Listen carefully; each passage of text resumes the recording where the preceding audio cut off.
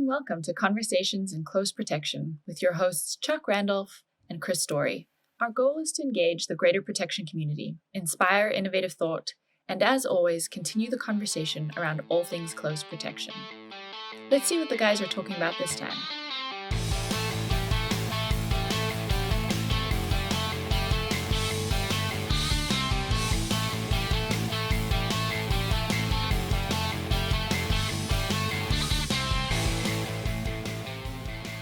This is Conversations in Close Protection, March ShoptTalk. I am Chuck Randolph, and across the digital divide is the ideating and beard scratching Mr. Chris Story. Sir, hello. Got a freaking dent in my beard from this freaking mask from the other day. I freaking hate it. Anyways, ideating. I think I've been ideating before, but I think, once in 5 seasons or twice in 5 seasons, I'll be ideating again. And you know what? And the good news is you'll be ideating again at some point. This is true. Well, one hopes so. This is true. One hopes so. Dude, are you packed? Well, in theory, really, I haven't unpacked from the last one. So, yeah. So basically swapping stuff out, but yeah, I'm ready. Are you bringing a mic, or what are you bringing this time? 2 turntables and a microphone. What's up? Exactly. Oh my God. I knew you were gonna go there. Please don't do that. I gotta figure out when we're done recording what I'm gonna pack and what's going in the bag. I'm carry-on only because I don't trust the airlines anymore after having bags lost. Yeah. So it's a matter of what gets left, so I can take a micro. Although I got a new mic to bring to bring the conference. Nice. Of course, we're talking about ISC West. That's coming up this week. Chris and I will once again be together on the stage, and well, not on the stage, but we'll be together in Vegas. Yeah. Are you speaking on any of that? Nope. Just looking forward to recording. Yeah. Yeah. Same here. I think it's going to be much more busy than last ISC West. I agree. I've seen a lot of people, I posted about it on LinkedIn. I think you did. I've had a lot of people reach out to me saying, I'm going to be there. Let's link up. Let's do something. To the point where I kind of had to make a list of hey, I'm going to be there through Thursday afternoon. What are we going to see? What are we going to do? I know you and I are going to walk the floor and record. So I'm kind of looking forward to that. It'll be fun. Yeah. Yeah. Good times as usual. Yeah. But it'll be, I really enjoy ISC because I guess it just speaks to my inner nerd, it's put together a little bit differently than GSX is. And I just, for whatever reason, I tend to enjoy it a little bit differently. Yeah, I do too. And I got to be honest, I know it was COVID and not a lot of people out, but I enjoyed the fact that there weren't millions of people there. So last year could actually walk around and look at everything and ask questions. I agree. Yeah, I agree. I mean, you can actually connect with vendors. You can reconnect with folks.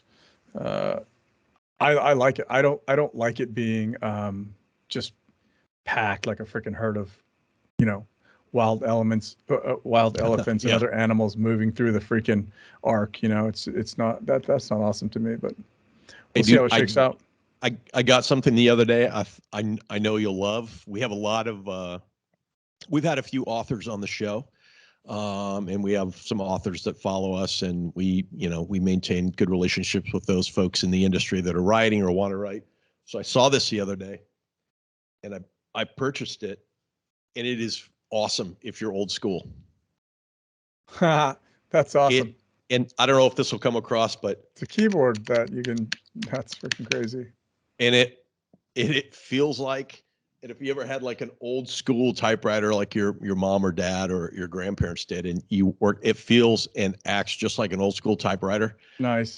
Hooks up to, dual Bluetooth, hooks up to your phone, hooks up to your computer.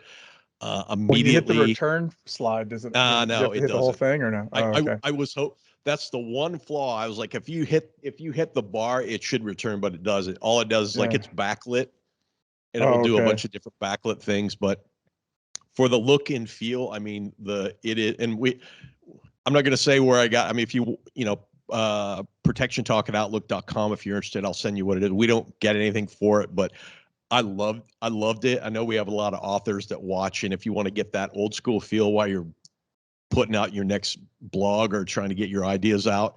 Yeah. The one thing I was told immediately though, by Home 6 is like, yeah, never use that when we're in the room together, because that clackety might make me put a bullet in your leg. I'm going to strangle you. Well, okay.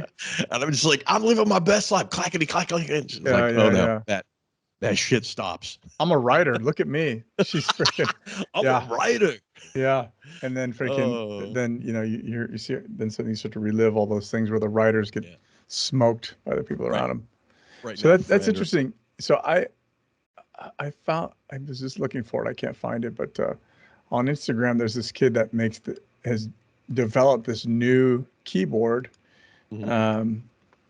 It's like some crazy like little joystick kind of thing, and it chunks, right? It's about chunking your words, and so it's like learning a new language. And once you learn the language, you can apparently you can type, abundantly faster than than you can with the QWERTY keyboard. So he's trying to pitch that piece, but purists and whatnot. But pretty impressive. I'll have to pop the link. Did you ever use have you ever used the one where you just like move your thumb around on your phone, like you swish around the word you want and it chooses it? Yeah. I don't know. My meat hooks didn't quite. Yeah. I spent more time editing what I did. I was like, hey, look at me. Right. Like, what the hell does that say? I don't know. Yeah, the swipe. But it does make it interesting, right? Like, especially talking about ISC, and you go check out, for Intel platforms or whatever the case is. They all, like we talked about before, they all do something really, really well at their core. And then there's just like something else, right? So it reminds me of like a great comparison is like the iPhone and the Samsung, right? So the iPhone, great at a lot of things, right? Processing, blah, blah, blah. And great at being simple. The Samsung, really known for its camera abilities and its keyboard. Right? Those are the two things. And then of course they end up adopting, those fixes because those are the asks, by the customers. But pretty interesting. And then of course now the iPhone has this crazy camera action and whatnot. I miss my old please don't say it. Please don't say it. Please don't Nokia, say it. my Nokia phone, man. It was either that or BlackBerry, right? I mean, when that Nokia first came out, in the day, air quotes there, that camera that came with it was awesome. Now, obviously, all the cameras crush it, but when that first came out, I was like, man, now this is cool. I even had the little adapter for it, so you could take multiple pictures at once. I kept that thing at work to the point to where when they decommissioned it, I still use it for my work phone. And one day I came into the office, I walk in and there was a brand new one in a box with a note that said, to the last user of this phone, you might want to have this it was like from the engineering team. And I was like, okay, really cool. And then I went and got an iPhone. Nice. Yeah. Well, it's interesting because you just talk about the advances in technology, like how freaking crazy they are. I was thinking about this. And it's only, I guess it's a long time ago, but I remember, when you carried a camera in your pocket, right? Oh yeah. And a phone. Remember when that came out? Right? Yeah. And you were like, that was a game changer for advanced work. Yeah. Cause you're able to, it wasn't some gigantic thing. It could be digital. You didn't have to go get it processed. You could, is only limited by the size of your SD card, Well, and it did operationally, it was a game changer for protective operations and for investigative, protective, security operations across the board. I remember many years ago having like those disposable cameras, or you'd have a good camera, you go on the road, especially internationally, you're taking your pictures on a pre-advance, trying to get them developed so you could get them out to the team, or at least show folks like this is what it's going to look like on arrivals. Right. And then when you have that ability to like, wait, I can plug this cable into the computer, and then I can what's the Zoolander, like I feel like they need you and I in front of a computer, looks like beating it with our hands. In the computer. Yeah. You mean the pictures are in the computer? Yeah. But you're right. And now people are like, big deal, but it was a big deal. Right. Yeah. Even a couple of years ago, interestingly enough, I was on a project and there was they do helicopter overflights, right? And then they would put somebody, hit a photographer taking photos, and then same thing, you'd wait for him to come back, even though it was on an SD card, you'd wait for him to come back, they develop, not develop it, but throw it in the computer, process, figure out what you needed. And it was a freaking lengthy deal. So a couple guys decided like, hey, we should be able to, number one, ask for what we want. Number Yep. two, be able to use it digitally with Bluetooth and push the feeds back real time to retask it while it's still in the air, right? So if you miss something, right? And they were able to do that with drones as well. So I mean, again, it's just a matter of how you apply the technology for your needs. Oh yeah, I mean,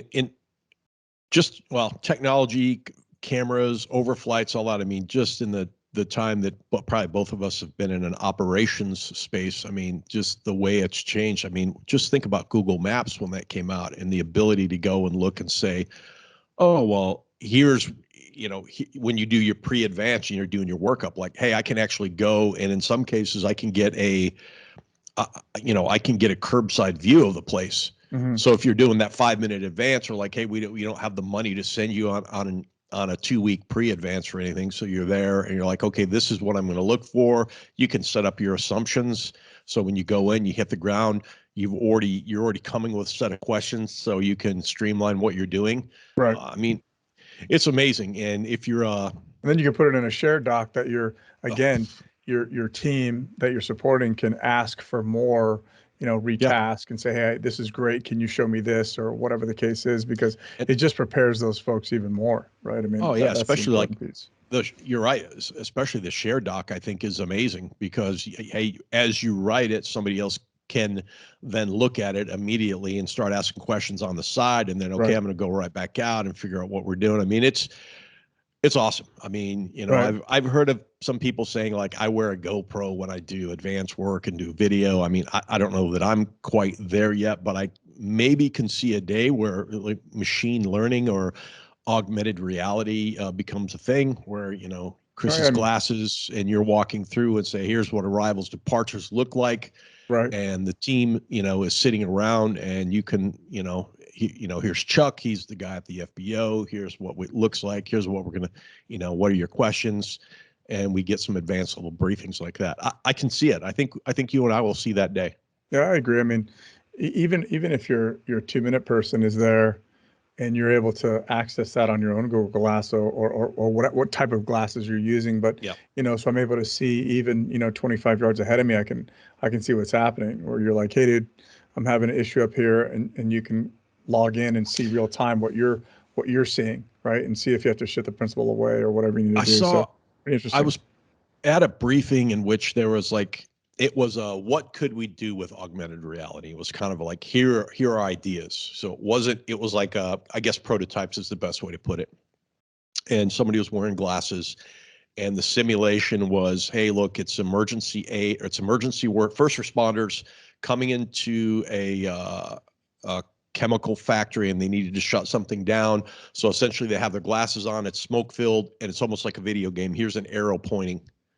And then, here's the stairwell, and then it walks you down to where you find the panel, and it says, this is the one to click. And this is a few years back that I saw this, and I remember thinking like, that would be awesome for a detail. Like, you fly in, you have your glasses on, and in one sense, I remember when you first started out, if you're working for the Secret Service, you could look for the dots on the, somewhere on the door frame, that you could say, okay, 1 or 2 or 3, whatever it meant.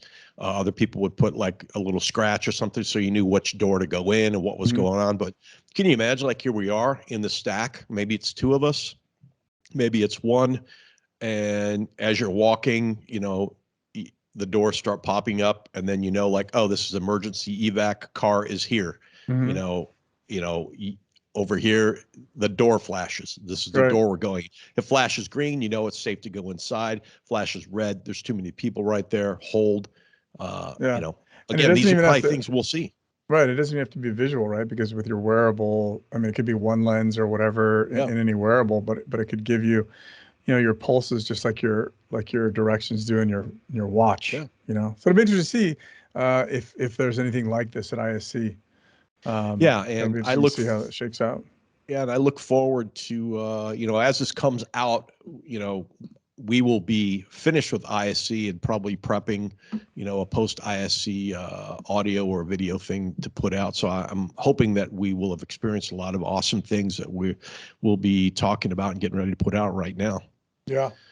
Um, Hopefully in like 5 years, this will be out and they'll be like, yeah, we heard this on a podcast. And those hey. guys are brilliant. I told you, bro. So interestingly enough, though, I mean, as much as we talk about technology and, if you look at what's going on in Russia and Ukraine still, many are saying it's the first war in which open source intelligence is creating a difference, if you will. I still feel it's important that we look at other indicators and other bellwethers for issues. So recently, good friend of the show, Raysecure. So we had, Will Plummer and team put out their 2021 international or their mail threats. And I don't know, Chris, I know you and I have both looked at it. It's continues to just be slicker and slicker.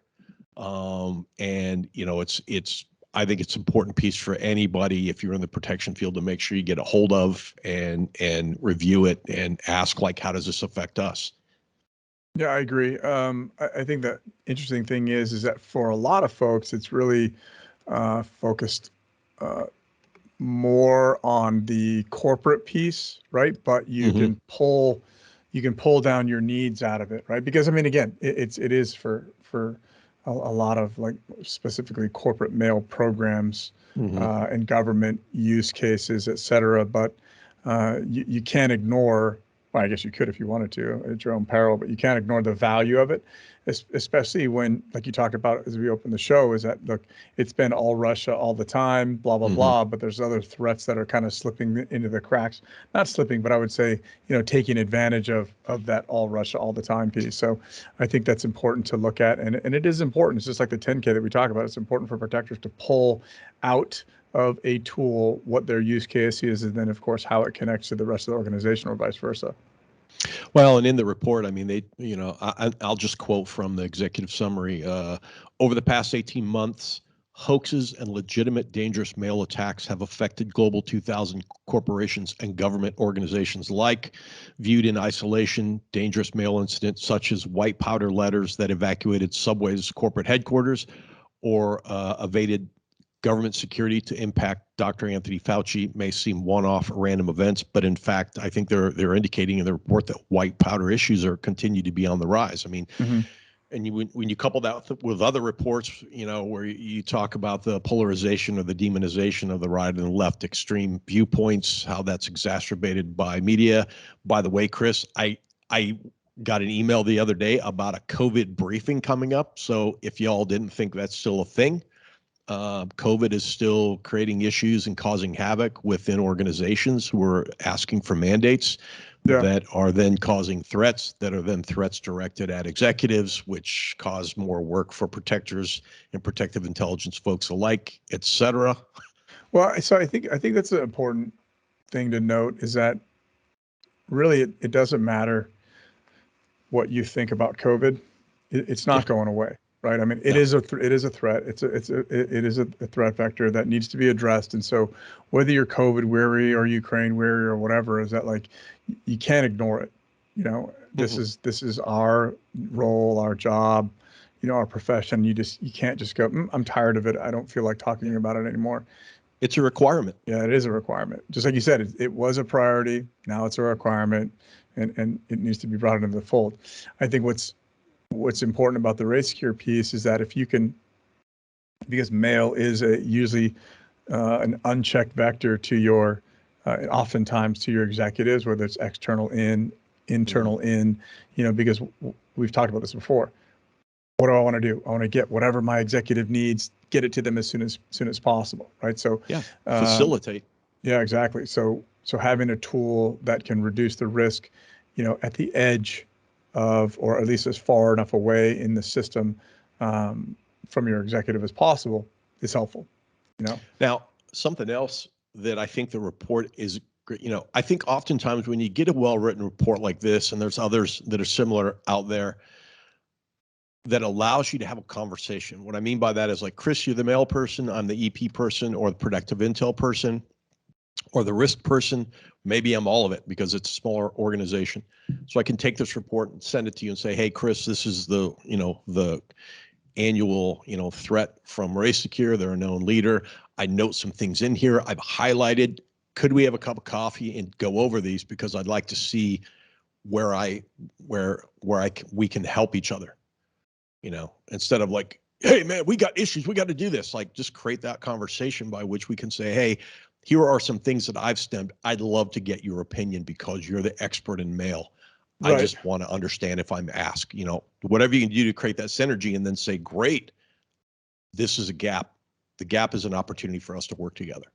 Yeah, so I think that is a challenge in most organizations, because oftentimes you don't own that piece, right? So you've got to influence others and you've got to really get buy-in for them to understand that, hey, this is a tool that can help everybody, not just the executives. And often, as you know, people are like, what does this do to my workload, right? No, well, yeah. Immediately. What do mail and security operations have in common? Neither make money for the organization. Right. Sure, people send, maybe somebody's sending a check in if they're that old school, but that program isn't making money. Right. Security is not making money. We can add value. Right. But we're not technically creating widgets. We're creating, facilitation of protection or facilitation of mail. And I think those are points we can link up on and say, hey, can we combine resources? Right. And I think sometimes you'll find that, or most often you'll find that the folks who are in the mailroom per se are happy to have somebody to talk to, because they tend to blend into the furniture, right? Hey, that's Steve. Let's just push the mail around. But as soon as you're out of sight, out of mind, like, nobody knows where you work. Nobody knows what it looks like. And I think they're happy to be able to contribute, if at all possible, if it's not going to be some level of tedium to their workday. The other piece is it actually helps protect them as well, right? I mean, you don't want to be the person that's freaking, dragging this, white powder that you have no idea is in your basket, all over the campus. Well, the other, let's go back to COVID for a minute. We now have organizations that are like, hey, we've just had a mass layoff. Chris, we're going to send you a box. Can you put your stuff in it and send it back in this self-addressed box? It's going to come back to the mailroom. Right. Well, that's great. But now that poor mail crew that is going to get this, hey, look, the majority of them are probably going to be fine. But that's not the business we're in.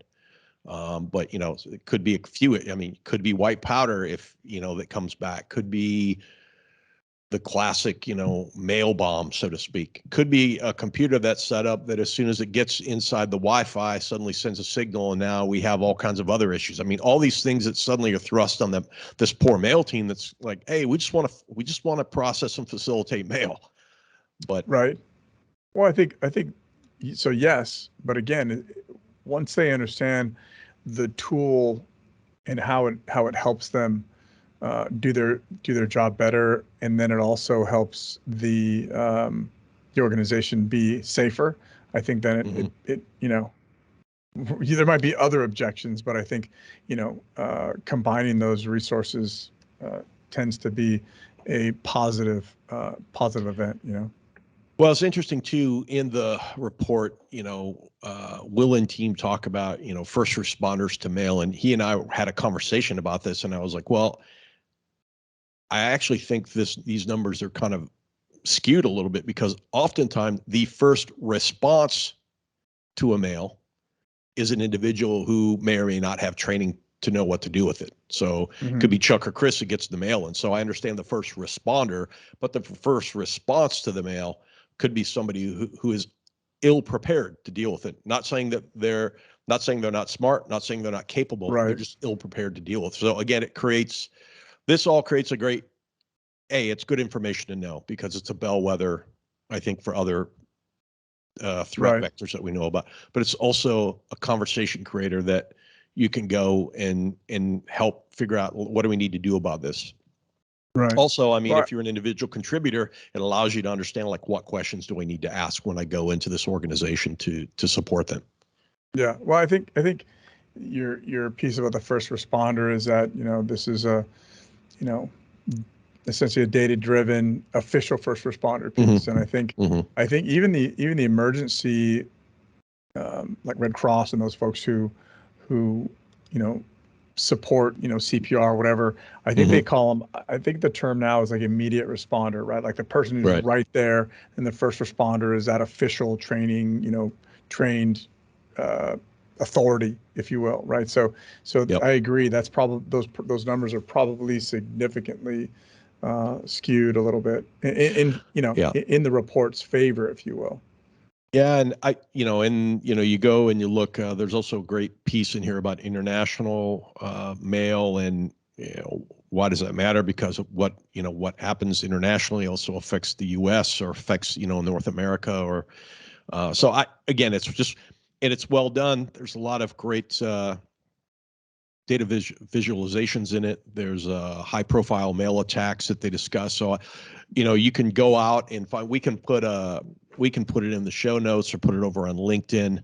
But it's worth having, and it's worth getting, whether you read it digitally or print it out and look at it. But it's worth going over, and doesn't cost you a thing to get it. Yeah, I think there are a couple pretty, decent resources that people should or can or whatever focus on in terms of just security threats. This is one, the ONTIC State of the Security Protective Union, Intel Protective State. Intel, Yep. whatever it is. That one's a good one. That get put out every year. I mean, because you can get inundated with, every company puts out something, right? But I think there are a few that because I mean, it's an infomercial for your services, right? But you Right. are putting something into it, and you're trying to say, hey, here's from our perspective what the latest and greatest threats are. And I think this is one. The ONTIC is a great one. The FBI report is a good one. The I think 5-year. There's a bunch. the There's a couple of them. Yeah, there's CISA has an annual report. There's also the what is it?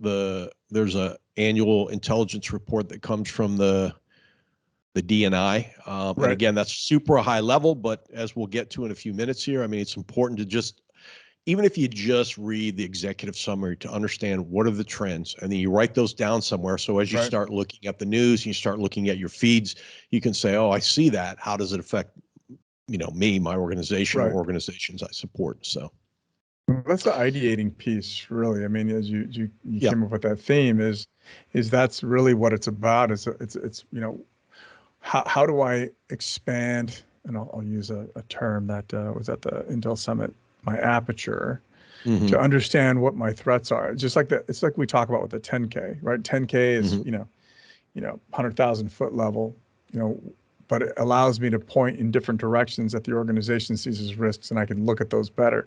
These reports help do the same thing, and I think the Raysecure mail report is a great resource for that. Yeah, absolutely. Kind of go along with the theme of innovation. I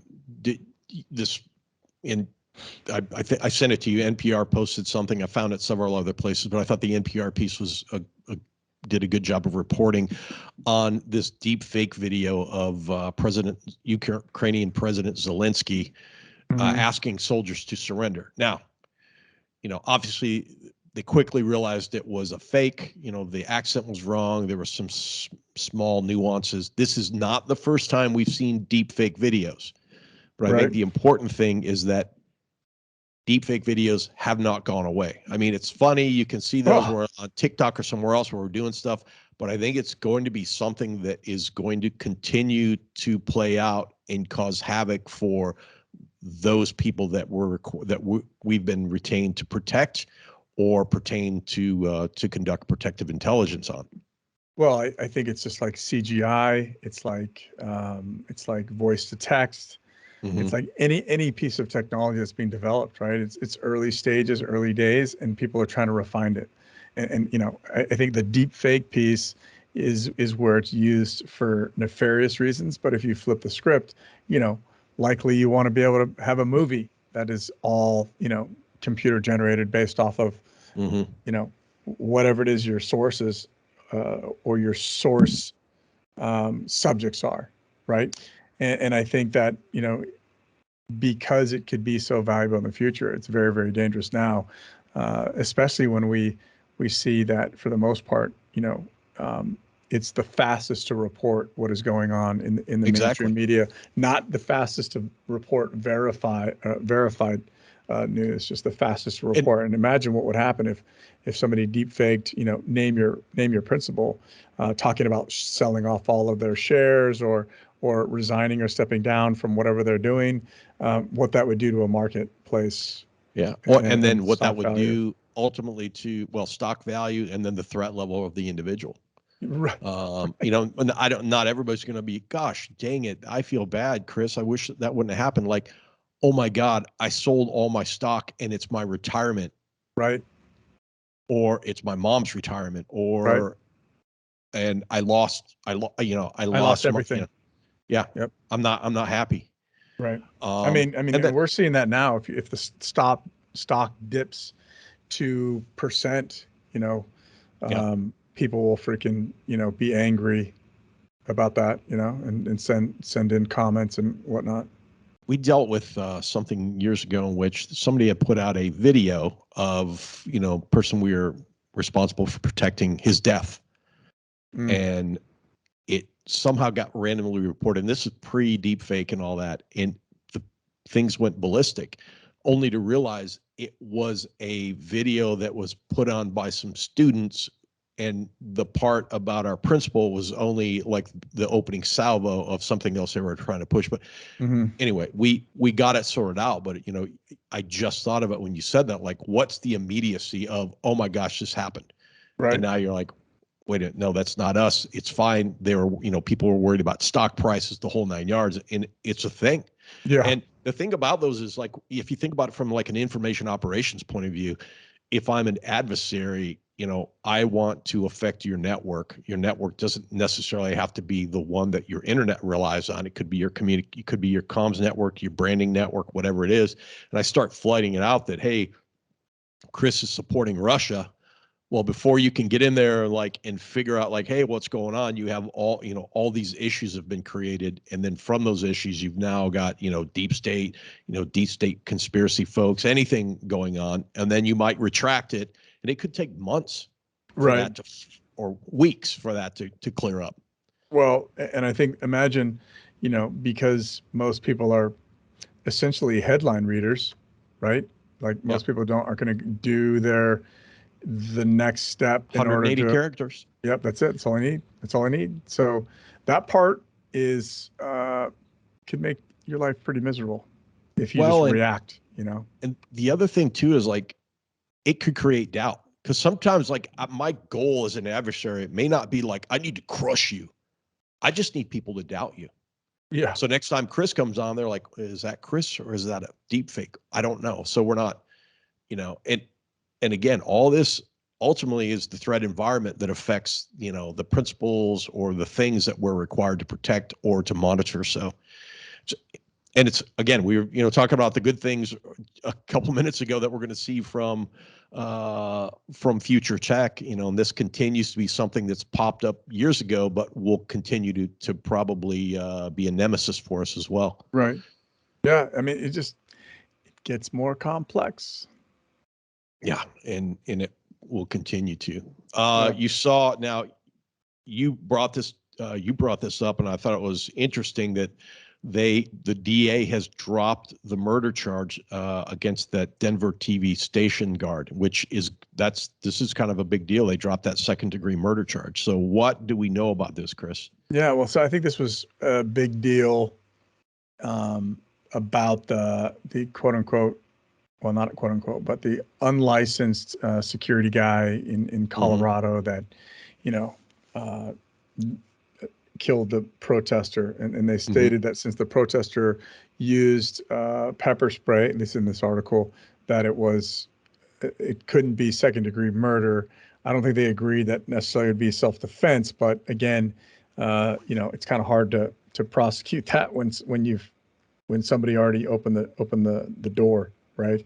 So I think that it's interesting. I think some people in the industry were making more about it that he was unlicensed. I think that's a civil Right. matter. I think we have to be able to, kind of like make sure that the league, criminal matter and civil matters don't get conflated, right? So yes, Right. he was unlicensed, but there's a criminal matter, and then what did that look like in terms of like, essentially violating a policy? He'd probably get a fine for that. But then so that'd be a regulation that he broke. Then you'd have the civil matter of, hey, do they sue him? Because usually that's where the criminal matter, I'm sorry, the civil Get a matter comes wrongful in death suit right or after something. that Yeah. piece. Yeah. So, And but it's I mean, interesting. and you're right. I mean, I think second-degree murder, according to the article, that's 16 to 48 years in prison. Right. That's a criminal matter. And I think you're right. Sometimes people conflate the two. It's like, okay, you might have gotten off on the criminal matter and they decided like, hey, look, it was a self-defense shooting because of the pepper spray. So great. Guess what? I'm not going to spend 2 years or more in jail. But you're right. Now there's still a civil matter that will need to be dealt with, which involves licensure and everything else. Right. And Right. we'll likely see more on that as we move forward. It'll be interesting to see what the regulatory fallout, if any, from that, because Colorado seems to be a somewhat complex licensing environment. Like they don't have state licensure; they've got like city or city, locale like prefecture or something kind of licensure weird. or something. Yeah, it's kind of an interesting thing, and I think it's there so that usually those things, those requirements are there so that you can't, basically come in and take business away from somebody who lives there, essentially, right? But it makes it difficult for people to work outside of their, city boundaries or whatever the case is, which most protectors do, So that part's going to be interesting. It'll be interesting to see if there are any changes to that. Well, and along the lines of legalities and protectors, I mean, we saw that they charged those 3 guys in the shooting death over the news crew. The former Oakland police officer or the retired Oakland police officer, Kevin Nishida. Right. Yeah. His death. Yeah. So key points in that, I think you announced it at the Close Protection Conference that we had started a memorial fund and he was the first in the Protectors Fund, which is awesome. It is awesome that they're finding or they have continued that, and we're able to investigate and find the perpetrators and charge them. It'll be interesting to see how it shakes out. Well, I did, in the article that we posted, I agree with the one individual says nothing brings back your loved one, but people can feel some sense of justice with the arrest. So I agree with that. I mean, it won't bring him back, but it is good that they found them and that they're prosecuting them fully. Yeah. Well, I think these 2 cases between the Denver and the Oakland cases, number one is emotion, right? I mean, emotion was very, very high in the Denver piece, and there was a time where there was elevated emotion throughout the country where all these things happen, right? So, number one, and then number two, just an unprovoked attack, secondarily. Yeah. So the idea. Well, they were trying to steal.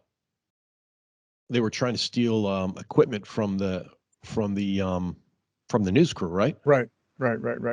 So again, which is why a lot of protectors, will accompany news crews, or news crews will require them to be accompanied by protectors. I mean, if you remember in the riots last year, I think it was Portland or Seattle, that one kid, or those 2 kids had broken into that police car and freaking taken M4s, and that one kid freaking rolled up and did the old recovery. So got it. That was I love that video. But I mean, it's true. I mean, especially it's been a no man's land working in Oakland. I think lately, I haven't checked back recently since this incident, but I mean, that was the height of their issues. Most folks that I've talked to said, working in Oakland's no joke, or working downtown San Francisco, it's no joke. Yeah, well, Oakland is and always has been a pretty sporty law enforcement and security environment.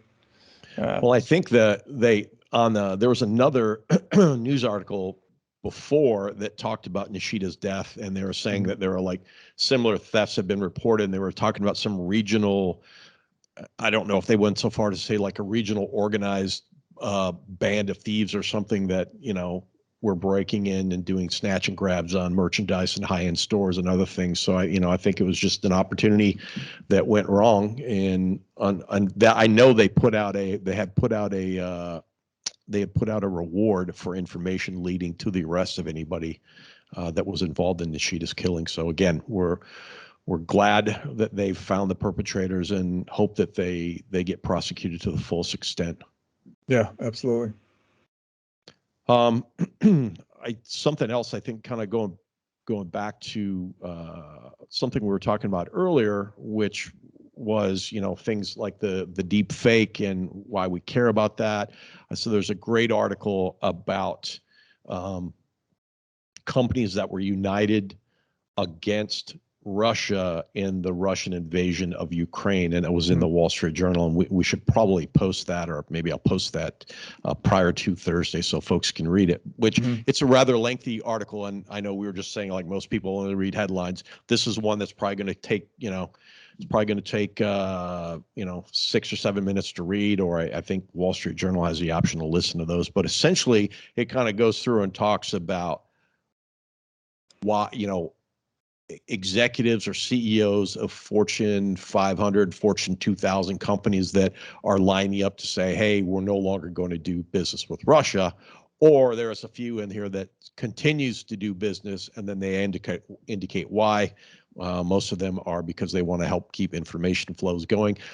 Now, again, Chris, it's an interesting article, but the thing I think that's important for us and important for the folks that follow us is that, like, we've talked about it before, like geopolitics is a thing. It's a thing that's going to affect your principal likely, especially if you're dealing with folks in corporate America.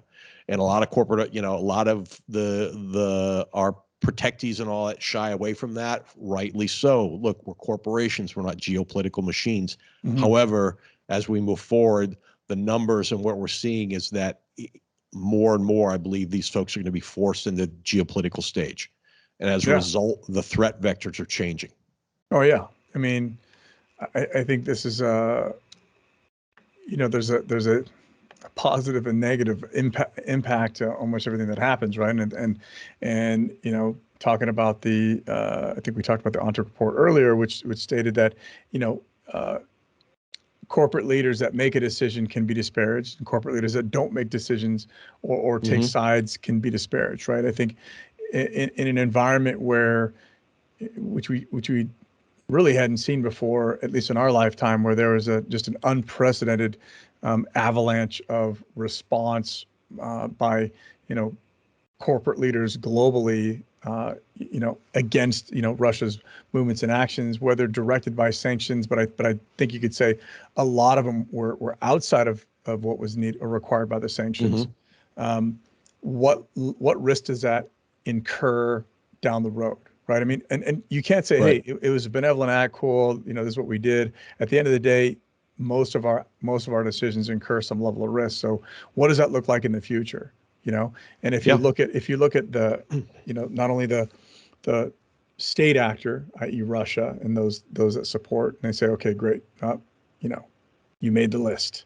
You're on the list for future operations, right? Whatever that might be, you're on the list. Same thing with the non-state actor like Anonymous or any of those other folks where they say you stepped outside the boundaries and we're going to punish you. I think that protectors just need to be aware, need to look at from a protective intelligence standpoint, need to understand the position and then understand potentially what those outcomes or what the fallout from that might be, not only now but in the future once the world quote unquote shifts to whatever direction it's going. Yeah. Now here's the other thing too. Like, look, everybody's watching right now. We're in the moment, and a lot of times as protectors, we're forced to, going back to the aperture statement, we're kind of forced sometimes to see things through a straw because that's the nature of the business. That sometimes it's like we need to deal with the here and now, the 5-meter target. But if we talk about the 500-meter target, there are, like you said, there are nation state actors and there are non-nation state actors, and everybody's watching. Right. And Because everything that happens is a playbook for something that might happen in the future. So it's more important than ever that we ask ourselves, again, where does this organization fit in a global supply chain? Chris, what do I need to know about the supply chain? Who cares about the supply chain that you're in? What are the threat vectors? What are the actors? So of course, on protective intelligence, we're watching the POIs, the folks that are howlers, or maybe some folks that might be hunting. But now we also have to look and say, strategically, who cares about us and why? Right. And how are we monitoring those activities, or how are we looking to see? And again, it might require that we go across the street and have knock on the door of the cyber folks, or we go to the mail team, or we go to the marketing team and ask, like, here's the things we're interested in. Can you let us know if these things, trip something in your wire? Right. And I think that, we need to be able to move quickly on those things as well. Yeah. Right. Because it's just, again, well, it's just I hate to use the word, but it just is, right. It's starting to be extremely more complex with just more threat vectors than just there's the guy, right. Yeah. And the tools, and we talked about AI before, and we've talked about augmented reality and technology, right. We've got to be able to understand how those threats impact our operating environment, and just look at them and just try to be able to, you have to understand it. You have to go, oh, that's bad. I'm going to go talk to whomever it is that can tell me what the impacts can be, or at least we can work through it together, because they might not see through my lens either. I think that becomes important. Well, and I mean, look, if you're in an organization and your security apparatus is likely, if they do business there, they're trying to understand, they might be evacuating people. We just had George on what was it, a week and a half ago to talk about these things. But as we, and we've done that before, we've had natural disasters or other things that have caused employees to be evacuated, but it's more important than ever to understand what activities are we doing, because those activities will have an ancillary effect on the principles that we are protecting. Again, Mm-hmm. like you said, damned if you do, damned if you don't. We don't have a statement, well, F you. We have a statement, well, F that. So whatever you do, somebody's going to be upset. So as soon as these, it behooves you, as soon as these events start happening, like we said, to grid out what's happening, where are we in the supply chain, how does it affect us, who do I need to start checking with? Because really, there shouldn't be a black swan event in this. I mean, COVID meant that, hey, look, we now have to do hybrid work activities, so we're being more hyper-focused on security at the edge, if you allow that we're dealing with principles. And now we have Russia. I mean, really, like obviously it could be aliens. However, that's already been talked about last year. But, this idea of like, we should expect the unexpected, I guess, is what I'm trying to say. Right. Well, so of course, right. That's our deal, right. Is to expect the unexpected. But I think really what we're saying and continuing to get at is that it's not as simple as just, that's the threat vector. That's the only thing I deal with, and everything else is somebody else's job and role. And I think we really need to understand this, because, the whole cancel culture thing. Yeah. We just did it. We just did a global cancel against Russia, right? Against another, I guess, another country, another first world adversary, right? Yeah. That's a big deal, and I think we have to look at that. And I think looking to the future, we can't have another expectation that might be the same thing, right? Because we had talked about, the entanglement of, commercial and political objectives, right? And strategies. So, for example, if we would just say, okay, next month China's going after Taiwan, would we have the same expectation? We don't know, right? So, because if you look at, what is it? Ukraine's, GDP is what, 180 billion, and Taiwan's is 800 billion, and everybody's pulling stuff out of there. that's going to be an even more significantly emotional event. And what will that look like? And militarily, it's a freaking complete nightmare compared to Well, Ukraine. So, all of those things kind of have an impact on what happens as people are looking at this, and then what will they do from a global perspective, in the event of the next event, well, and think about it. Articles like this come out too, and it's always not interesting. It's always important that if you're in a corporate team, or if you support a corporate team regularly, that you're monitoring these things and not just looking for, like, give me hashtag bodyguards. Because in this Right. report, I mean, if you read through it, in the beginning, they talk about the Visa CEO and him receiving a text that Zelensky's trying to get a hold of him. Let's Right. think about that for a minute. I'm in church and I get a text. President Zelensky's trying to get a hold of me to talk to me about it. Further on down, they talk about Boeing executive David Calhoun, the chief executive. And he basically comes out and says, quote, "We are a U.S. company and we're going to follow the U.S. government," end quote. Right. Well, there's your threat vector. Boom. And it's, obviously you could say Boeing, yeah, sure, they're obviously aligned to the U.S. government. But if you go out and you can find through OSINT lists of companies that are getting in line to support sanctions, it doesn't have to be U.S., could be UK, could be Mexico based, but all these companies that are lining up to say, look, we're not just going to abide by sanctions, we're going to go further. Right. And again, it creates a ripple effect in the system, and it creates something that you have to make sure that you're monitoring. Right. I mean, like, whatever your line in the sand is, like, Yep. hey, why aren't you doing more? Right. Yeah. Or why are you doing so much, or whatever. Right. So it becomes very, very, very, very interesting. And, I think it's each organization needs to determine what level of risk it faces by those decisions, and it needs to prepare what that looks like. Well, and we won't go through the whole article. Highly recommend folks read it, but they also go in and talk about some tech folks that said, "Hey, we've decided to continue to do business in Russia because we think it's a way to keep information lines open." And again, somebody could, like you said, why are you doing that, or why aren't you doing more? Right. So interesting to watch. And again, like we said, it also notes, what do we know? Nation state, what's the best way to say this? Nation state threats aren't the same as a POI who says, "Hey, your principal had my baby yet. I had your principal's baby." Right. I'm not saying one, by the way, we're not saying one is more threatening or more deadly than the other.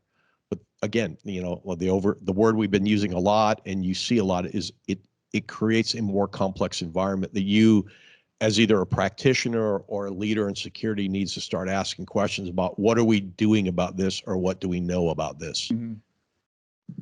Well, I think the other piece that this article really shows is how much of a global issue this was. Whether you think so or not, it really talks about, a bunch of folks in business, but in different sectors and different industries, and how they were all affected by this. And I think it's a great, I'll go back to the adjective, opportunity for ideation for folks to look at the article and go, okay, is this close to our industry, or the industry I support, or is this close to our business, and what does that look like, and what does it look like in the future, with future risk? And I think that it's just very, very important. I think it's also really important that it shows, a lot of it shows organizational support for employees, which is fantastic, right? I mean, you don't want this to happen at all. You don't want to be like, oh my God, we have to support these 3,500 people who are suddenly caught in a war zone. But the fact that it is happening is definitely a silver lining in all of the horrible news that's coming out of there. Yep. Yeah, for sure. So, and this is not going away anytime soon. In fact, this is rapidly going to become another requirement of protectors. So keep your eyes on this one, folks. Back in the U.S., or a little closer to home, let's talk about human error and the Joint Base Andrews have had a few issues over the last 6 months involving some folks that broke onto the base. Chris, what do we know about this? Yeah, I kind of feel bad for these guys. They had a couple. Yeah. They had a little bit of a bad run. Not necessarily. It's not Keystone Cops, right? I mean, again, I think with this really the reason that we kind of pulled this was to make sure that you don't have an unfortunate alignment of misfortune and unfortunate events, right? So there was a guy who had been just allowed onto the security, through security at Joint Base Andrews. I think it was last month, and he was there for 5 hours and ended up making his way onto a government aircraft for top officials and commanders, right? And in a place that is, home to Air Force One, not best ever from a security standpoint. And so apparently, like, again, it's a collection of errors along the way. He was able to get himself on to the base, and he moved around it freely. And then, he, almost, I wouldn't say systematically, but, and I wouldn't say methodically either, but he was able to defeat almost every layer of security that allowed him onto the airfield and getting onto an aircraft, which is uncool, to say the least, from a security perspective. Well, I thought it was interesting. If you look at the report, they say that, right at the beginning, the force protection officer or the security agent was distracted. And I think they ultimately said he was distracted due to problems in his personal life. And when I read through that, when we were prepping for today, my first thought was like, this is part of the security, supply chain. It's a favorite term over the last couple of years, isn't it? But this is part of your security supply chain, your protection supply chain. Right. And why we can have the greatest bodyguards in the world that are 3 feet around the boss, if we let it, and again, it's not Keystone Cops. I mean, these folks work hard and they protect, they protect bases every day. But that is a weak link in the supply chain that you need to make sure that you're checking. Well, that's the a human trust is but always the verify weakest thing. link in the chain, right? Yeah. I mean, so what really got me thinking about this was the fact that there have been 2 events in the last 30 days or so. But really, is as we get back to what will probably a shocking level of work for everybody, because your workload is, whether you want to pretend it has or not, there's been a shift, right? Well, So we always talk I about would say, complacency. yeah, you're right. We got used to not being so busy. Right. So if we were 125% balls to the wall, getting it on, and all of a sudden, for the last couple of years, we've been at maybe 50%. Right. Now we're ramping up back to even 90% is taxing. Going to be shocking, right? So then you've got other distractions or whatever the case is. I mean, I think we talk about this, mental health or personal life. Like, how do we make sure that we're still supporting our primary function that we get paid for, and kind of separate that, those other things, whether a personal problem or just being distracted or being distracted by anything, just being discerning in that approach. And so, again, I think it's just a great example for us to learn from and not follow, and just kind of, have that level of mental focus so that we don't go down that path if we can avoid it. Well, and I think it's important too, if you're, if you're at a place that you have defense in depth, even if you're like, hey, we're at an event, we're here for 3 days, I'm the advanced person, it's important to walk the perimeter and ask questions, see how people are doing, make notes like, oh, there's Tyler, something doesn't seem right today, or, even if you're there for an hour or you're there for 1,000 hours, I mean, if you have somebody coming onto that space, you need to, it's obviously got to have a trust factor, but you got to verify that everything is happening as well. You got to verify that the people are where they need to be, because on the one report, Chris, that we were looking at, okay, I got through phase 1 because the individual is distracted by something going on in his personal life. Then I got through let's call it phase 4, and I got into the plane because people didn't challenge me, because maybe they made an assumption I don't know because I wasn't there, but maybe they were distracted. They were looking at their phone or something else, but also made an assumption that, hey, Chris waved that guy through at the front gate, so he must be okay. Mm-hmm. Right. Right. Well, we're like this because the other piece is that if you're there with the, and you have the assumption that, hey, it's Joint Base Andrews, this is the place that houses Air Force Yeah. One. It's going to be locked down like a gnat's ass. Well, you can't have those assumptions. You're still responsible for your principal and to understand, hey, that guy's not supposed to be around us, so he gets challenged, right? And that's a challenging thing for protectors because we always talk about that fine line that you have to walk between being right and wrong, but you can see that unfortunately things can happen, right? So and you're right, Chris, and that follow-on article that you sent over, like, hey, look, and that was a person that was wandering around. They were unarmed, they were this or that, but we had another issue at Joint Base Andrews, like you said, that happened earlier. When was that? March 6th, in which the individual was on and had a weapon. Yeah, so there were two people that apparently rolled, like try to roll through the gate or rolled through the gate, and the barriers that are there at the gate stopped the vehicle. I believe one minor was armed, and then another person unknown escaped somehow, right? So, and of course, this happened after Vice President Kamala Harris had arrived to the base. So, pretty interesting. It happened within 13 minutes of her landing, which is important as well. So, which someone might say coincidence, and my response would be, I think not. Well, yeah. I mean, yeah. At this I point, guess it could always be a coincidence, but hey, upon touchdown, and everyone knows if you've done any research into plane spotting and all that other stuff. I mean, there's a whole network of people that are out there that are watching, and it's just a hobby, and coercing that hobby to be threat OSINT for you is possible. Right. So I mean, yeah, that would definitely be in the old not a coincidence piece. So again, it's just interesting. It's interesting, and it just reminds us of vigilance, right? And you think about, at the level that these questions are being asked about Andrew's security, at the secretary level, at the Secret Service, director level, at the national level. So keep your shit wired tight.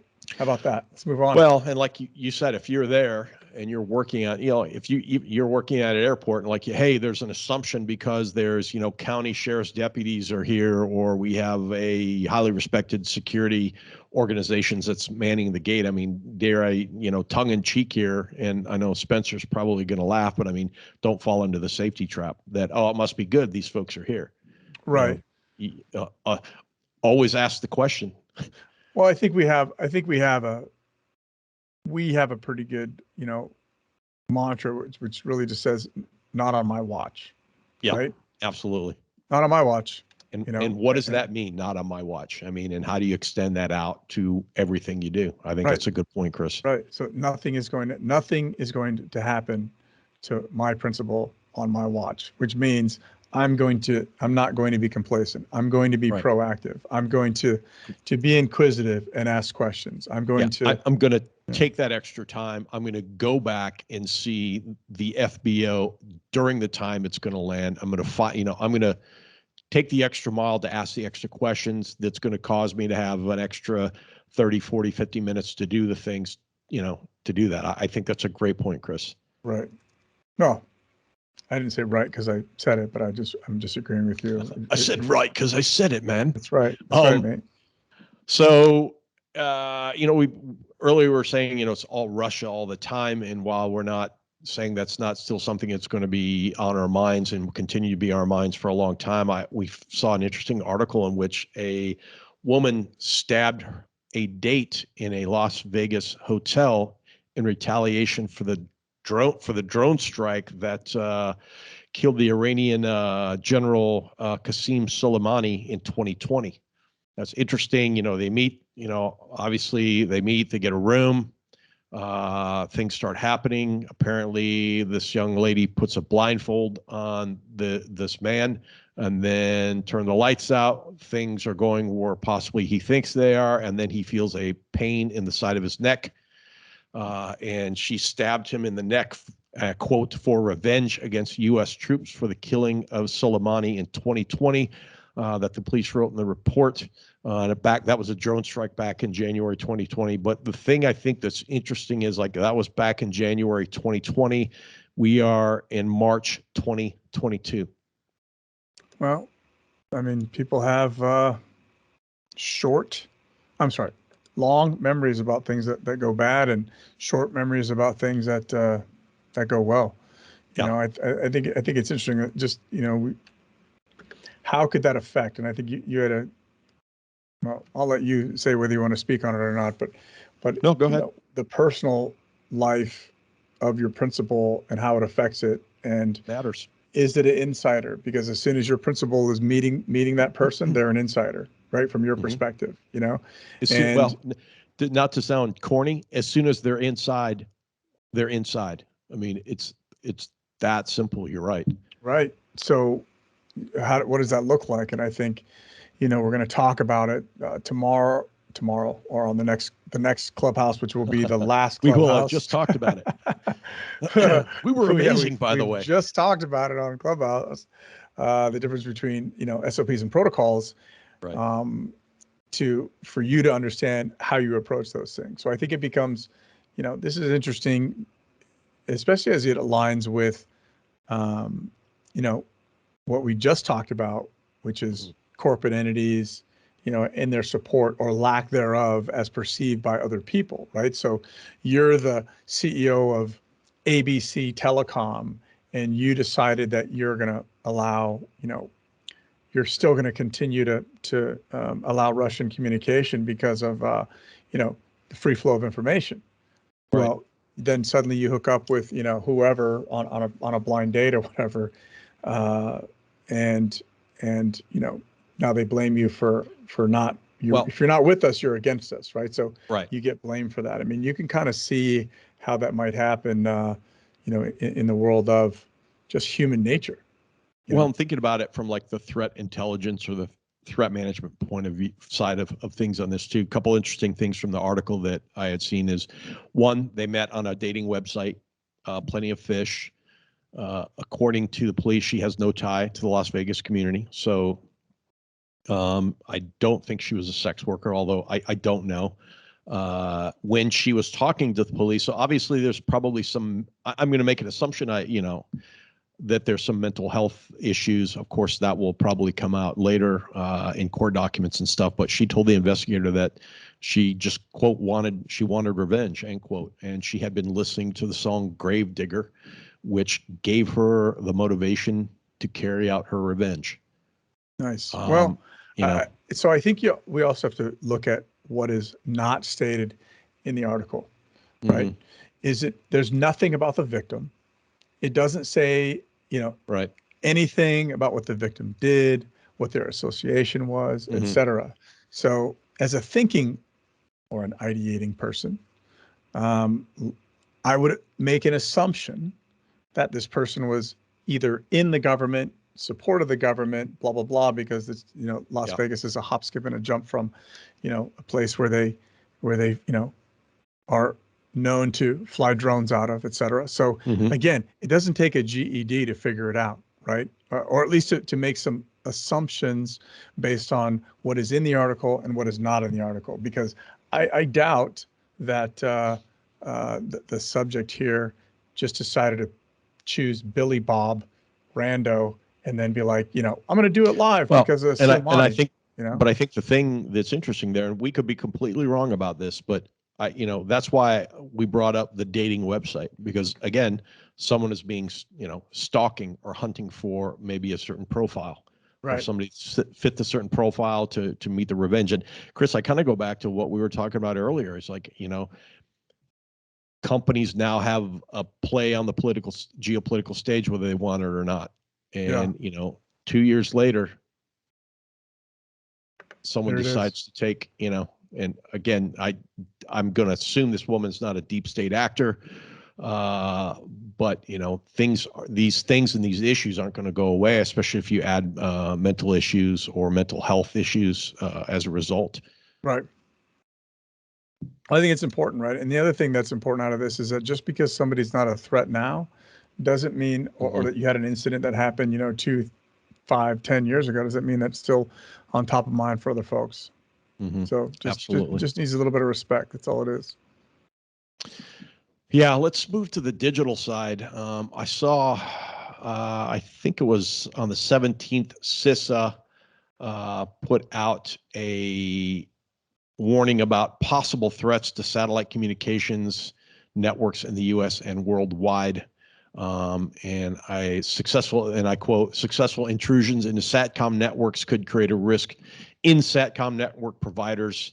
They strongly encourage critical infrastructure organizations, blah, blah, blah, to review and implement mitigations online. I mean, there's, in this report, if you follow the CISA stuff that comes out, I got this from Bleeping Computer. They talk about, KSAT, satellite network sabotage, et cetera, the kind that you would use, Ukraine might use it. So now what's important for us, I mean, that affects us too, especially if you're a protector, you're operating overseas. If you have a place that you can have a sat phone legally, or if you carry one illegally, and you have it, or perhaps you're managing data on that that SATCOM. I mean, these are things that again have ancillary effects on our principles and on our operations. Yeah, I think so. A couple of things is that I had a protector moment where you were talking about, threats to SATCOM networks, and you were talking about digital, and then you started to sound like Charlie Brown's teacher, right? So I think that the reason I say it like that is because I think most protectors look at it like that, like it's digital, man. I don't, you're talking ones and zeros. It doesn't matter to me. But the point here is that a couple things, right? So when you have a sat phone, you don't own the network. No. And neither does the freaking carrier.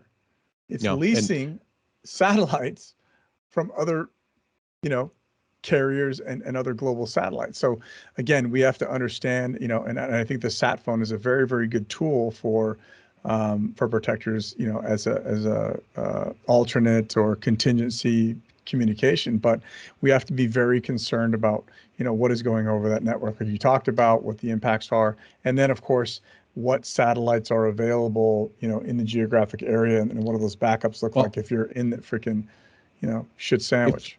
If you're in the PMC space, this stuff is highly important to you, because this is your lifeblood. I mean, it's your phone, so to speak. And understanding that, like, the target isn't just to US, but they're talking about worldwide providers and worldwide networks. I mean, again, that has a play. Hey, I'm operating in Africa, and we're using sat phones, to talk back to the US or to the UK or Mexico or Auckland or whatever. Or I'm just trying to call Chris back at the base because, my vehicle went down and I'm going to need we're going to need to do some type of recovery operation.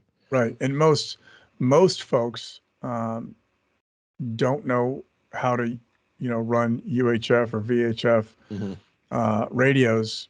And shit, most comm guys don't know how to do it because it can be very, very difficult, right? So again, having to rely on that level of communication or those modes of communication when you're, not in a great spot is not helpful. I think it's important to note that, this was I think you would be able to call it a directed denial of service attack on these, the satellite network, which was by, whatever actor decided to attack it, right? Supposedly it's or potentially it's a state sponsored by Russia, but again, it just goes to show you that how these things can impact your operations and how you need to understand, that I think we talked about it with George, that pace piece becomes extremely important. The satellite can't be your, if primary be cell phone, alternate be sat phone, and then continuously be able to run a text through my sat phone. It will not work like that. Right. You gotta have a different way to do it. And there is a percentage, I'll put it this way, a percentage of internet traffic at some point will go through a sat phone. I mean, yeah, the large percentage goes through underwater cabling. That's a whole nother discussion and a piece, but another percentage of it at some point will go through a satellite as well. So while they didn't say this would disrupt, internet connectivity or things like that, I mean, it's clearly that you could play this out to the second, third, fourth order of effect and say, okay, what if this did happen and we had that? What's our, like you said, what's our pace on this? Mm-hmm. So interesting. I mean, again, we always, when we're getting ready to do these, we always think like, what do we want to talk about? And then there's always like at least a dozen things to talk about, and we have to whittle it down to the 7 or 8 things that we feel we want to bring forward. Yeah, no shortage. I mean, whatsoever. And if we need, we just go to Rich and look at the latest report that he's got out, and there's another 20 things that we could talk about. I mean, there's never not something important to talk about in the protector and the intelligence space. No, there's never not something important to talk about. Allow me to listen to myself talk about things that are important. Well, I think so. Man. I think talking about the threat watch piece is the thing that becomes really important about that. And I did pull the original. I pulled the second part of the Joint Base Andrews breach. He just reported on that, I know. Yeah. Right. Yeah. From this week's report. But I do think it is important to understand that, not only do you read the threat watch and understand what's going on physically, but you should be able to look at it and look at what the approaches are, and then kind of look at down the road a little bit is go, okay, ask yourself, why is this person doing this? At what level are they doing this? Is it a local level threat, national threat, state threat? Can we translate this to, how do we translate this to executive protection? One of them, right. I think the one that we hadn't talked about, and I think that we should, is, and it goes back to the complacency piece. Did you see that French presidential candidate doing an arrival, and some dude walks up and breaks an egg on his head, right? So you gotta, again, this goes back to the old not on my watch piece, right? Is, the protector, he's there, he's posted up on the principal's door, and he adjusts his earpiece, and then somebody walks up to him as the door is opening, and he shakes his hand, and he's distracted, right? Yep. And then as soon as the principal pops out, somebody smacks, some old guy smacks him in the head with a freaking egg. And as soon as that happens, the dude has disappeared. Right. And the thing that struck me about that video when I watched is like, I felt bad for that guy because, clearly the receiving individual was just trying to like, oh, I'm here for you, mate. We'll shake hands. And the thing is, in the moment, they might get caught up in that emotion, like, oh, we're two protectors here, we're going to do this so everybody sees. Dude, ignore it. Just do your job. Right. We can shake hands and hug as soon as the end of the man or the protectee gets in the room. But and then right as that moment happens, and I mean, it's just that split second. It's just like, what happened? Where'd he go? And then he's gone. Yeah. Well, I think, and the positive piece was that the freaking, it wasn't a knife. Yeah. Well, that, right? Because it goes right in the head and you're done. Right. That's positive.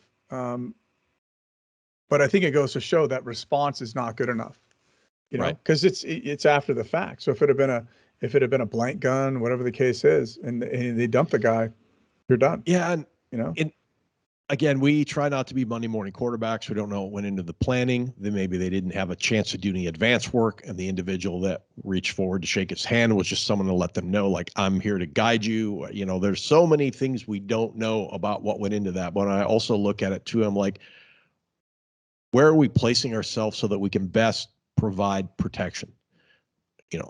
Is it there? Should we have been on the other side? Should we, there's all these things that go into it. And when you look at those, and there's plenty of people online already that are trolling it and talking about they should have. I think the important thing is like to ask, how would we manage this? Right.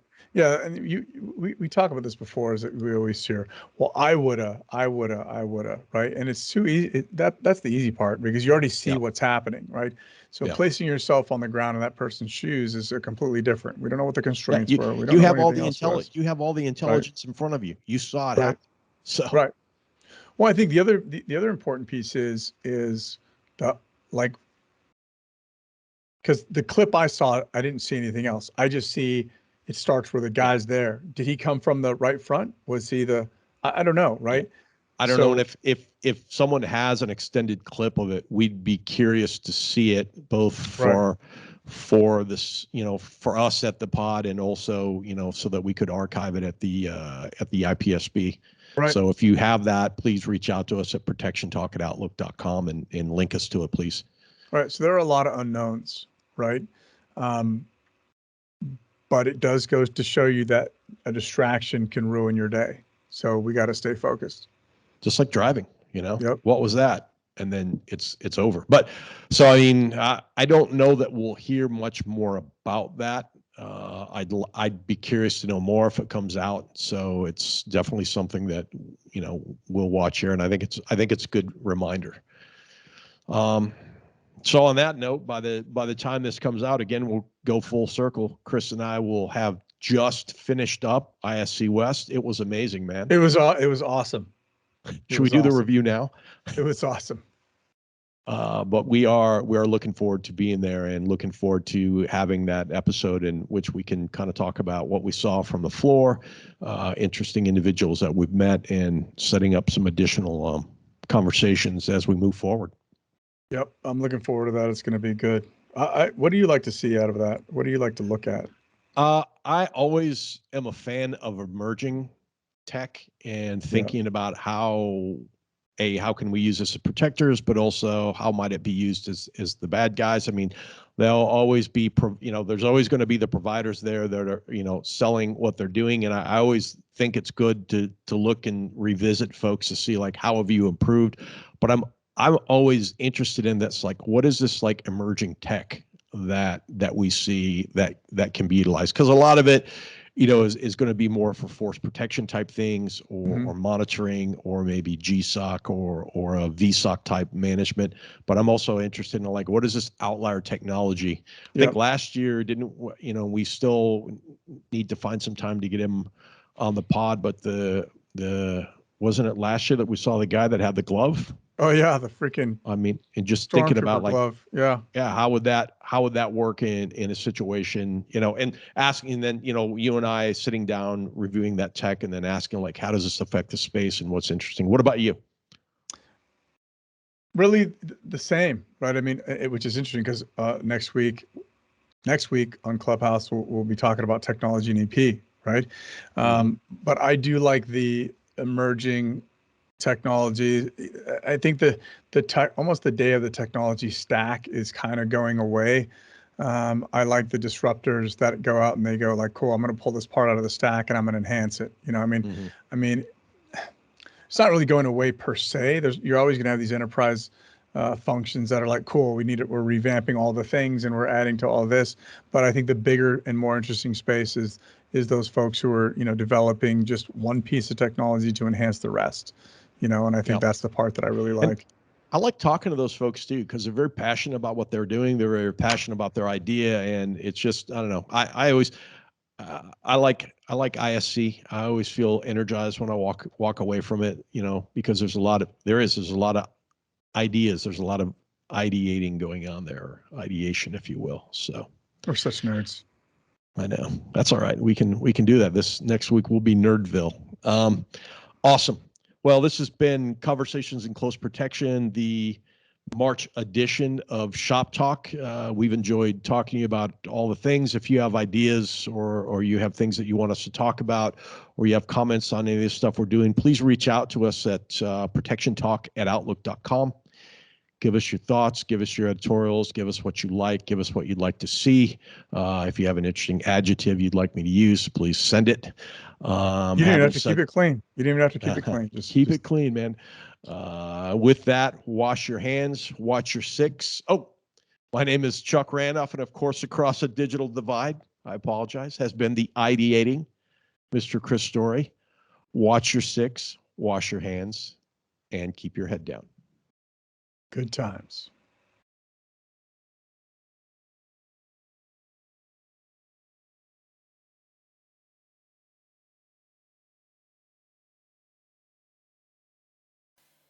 You've been listening to an episode of Conversations in Close Protection.